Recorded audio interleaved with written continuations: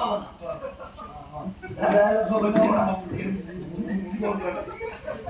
ಕುಲಾಲ ಭವನವ ಕುಲಜನಕ್ಕೋಸ್ಕರ ಬಳಸುವುದೇನದು ಧಾರಣೆ.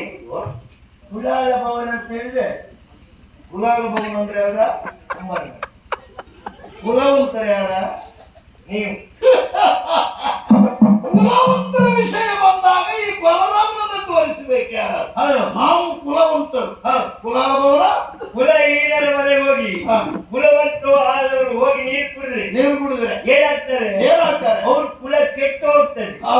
ಹಾಗಾಗಿ ಕುಲಾಲ ಭವನ ಯಾವುದು? ಹಸ್ತಿನಾವತಿ. ಕುಲವಂತರು ನೀವು. ನಾನು. ಹೌದು. ನೀವು ಸಂಬಂಧ ಬೆಳೆಸಿ ಅವ್ರ ಮನೆಗೆ ಹೋಗಿ ನೀವು ನೀರು ಕುಡಿದ್ರೆ ನೀವೇನಾಗ್ತೀರಿ? ನಾವೇನ ಒಟ್ಟೆ ಕುಮಾರ್